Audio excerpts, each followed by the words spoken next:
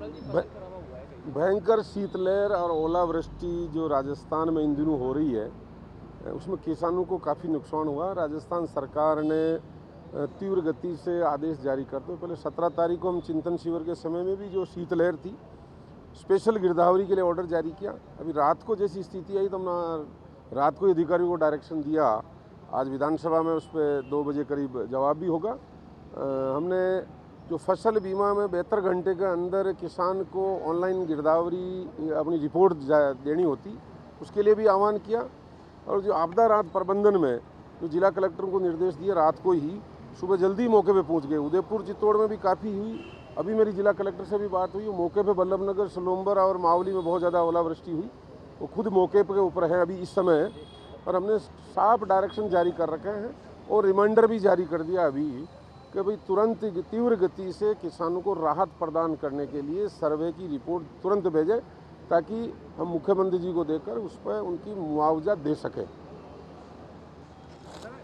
प्रधानमंत्री मोदी आए थे, आपने भी उनका स्वागत किया है, काफ़ी उम्मीद थी क्या आपको सरकार की तरफ से कुछ कहेंगे क्या?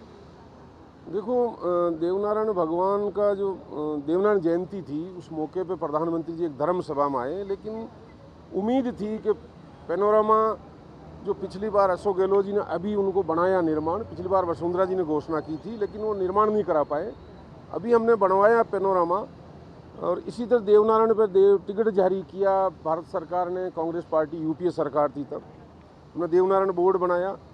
हमने वहाँ हॉस्टल उनके बच्चों को पढ़ने के लिए आसींद और पालड़ी भीलवाड़ा में, राजस्थान में कई जगह हॉस्टल स्थापित किए।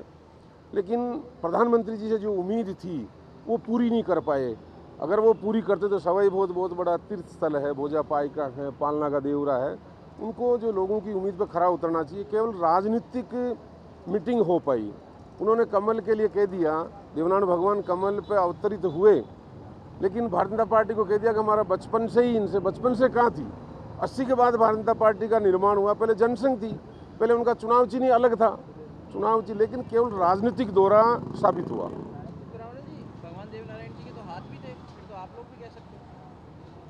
ठीक बात है, देवनारायण भगवान के हाथ तो कांग्रेस पार्टी का, लेकिन एक धर्म सभा को राजनीतिक रूप नहीं देना चाहती कांग्रेस पार्टी।